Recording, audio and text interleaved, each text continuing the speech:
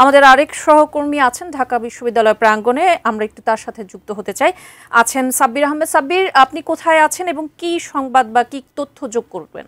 আজকে সারাদিন উৎসব মুখর পরিবেশের মধ্য দিয়ে ঢাকা বিশ্ববিদ্যালয় ছাত্র সংসদ এবং হল সংসদ যে নির্বাচন, সেই নির্বাচন অনুষ্ঠিত হয়েছে এবং এই নির্বাচনে 41টি পদে শিক্ষার্থীরা ভোট দিয়েছেন এবং সেই ভোট গ্রহণ শেষ হয়েছে বিকেল 4টা নাগাদ এবং তারপর থেকে এখন পর্যন্ত ভোট গণনা চলছে।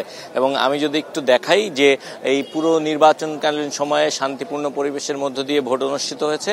কোথাও কোথাও কিছু একটা ত্রুটি বিচ্যুতি হয়েছে, কিছু সমস্যার কথা প্রার্থী যারা রয়েছেন তারা বলেছেন, সেই ব্যাপারে তারা অভিযোগও করেছেন, কিন্তু বড় ধরনের কোনো ত্রুটি বিচ্যুতি বা বড় ধরনের কোনো অনিয়ম বা অন্যায় আমাদের, অন্তত আমরা যারা এখানে গণমাধ্যম কর্মীরা ছিলাম, আমাদের কিন্তু তেমন একটা চোখে পড়েনি। এবং দেখতে পাচ্ছেন এই মুহূর্তে আমরা রয়েছি উদয়ন স্কুল অ্যান্ড কলেজ যেটি রয়েছে সেই কেন্দ্রে। এখানে শেখ মুজিবুর রহমান হল এবং সূর্য সেন হলের শিক্ষার্থীরা এখানে ভোট দিয়েছেন এবং আমরা দেখতে পাচ্ছি যে পুরো বিষয়টি এই মুহূর্তে, যে আমি বলছিলাম আপনাদেরকে যে ভোট দেওয়ার শেষে এই মুহূর্তে ব্যালটগুলো রয়েছে, সেই ব্যালটে 41টি প্রার্থীর কারা কোন পদে বিজয়ী হয়েছেন সেই বিষয়টি কিন্তু যাচাই বাছাই চলছে এবং সেজন্য ভোট গণনা চলছে। এবং এই ভোট গণনার পুরো বিষয়টি স্বচ্ছভাবে হচ্ছে কিনা তা প্রমাণ করার জন্য এবং বিশ্ববিদ্যালয় কর্তৃপক্ষ যেহেতু শতাধিক চেষ্টা করছেন শতভাগ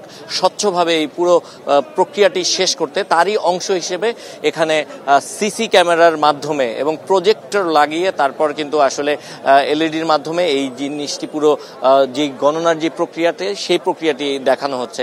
এবং এই প্রক্রিয়া শেষ হতে হয়তো বা আরও কিছু সময় লাগবে, কারণ আপনারা জানেন যে ঢাকা বিশ্ববিদ্যালয়ের ছাত্র সংসদ যে নির্বাচন, সেই নির্বাচনে প্রায় 28টি পদ এবং হল সংসদ যে নির্বাচন, সেই হল সংসদ নির্বাচনে 13টি পদ, মোট 41টি পদে যারা প্রার্থী হয়েছেন তাদের মধ্য থেকে এগুলো যাচাই বাছাই হবে।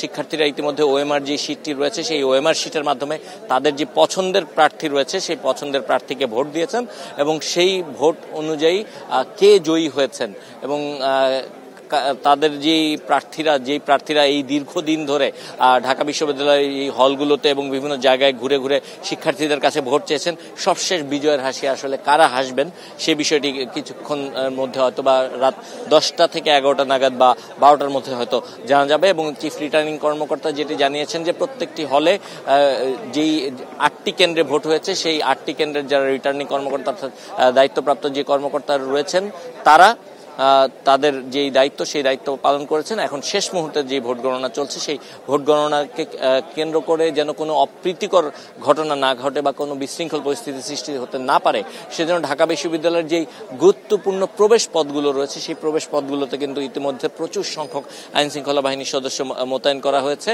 পুলিশের পাশাপাশি বিজিবি সদস্য রয়েছে, পাশাপাশি গোয়েন্দা পুলিশের সদস্যরা রয়েছেন এবং আপনারা জানেন যে 19টি প্রক্টোরিয়াল টিম এই পুরো নির্বাচনকালীন সময়ে দায়িত্ব পালন করছে।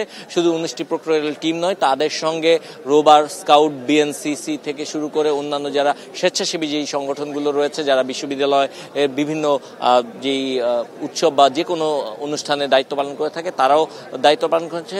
পাশাপাশি 2095 জন পুলিশ সদস্য এই পুরো নির্বাচনকালীন সময়ে দায়িত্ব পালন করেছে যেন কোনো ধরনের কোনো অপ্রীতিকর ঘটনা না ঘটে। এবার সবচেয়ে বেশি রেকর্ড সংখ্যক শিক্ষার্থীরা এই নির্বাচনে অংশ নিয়েছে এবং আবাসিক শিক্ষার্থীরা যেমন অংশ নিয়েছে এই নির্বাচনে, তেমনি অনাবাসিক শিক্ষার্থীরাও অংশ নিয়েছে। সেজন্য বিশ্ববিদ্যালয় কর্তৃপক্ষ সব ধরনের প্রস্তুতি সম্পন্ন করে রেখেছে। তো এখন ভোট গণনা শেষ, ভোট গ্রহণ শেষ, ভোট গণনা চলছে এবং ভোট গণনা শেষে কি ফলাফল হয় সে ব্যাপারে আমরা পরবর্তীতে আপনাদেরকে জানাবো। এই ছিল আমার কাছে সবশেষ।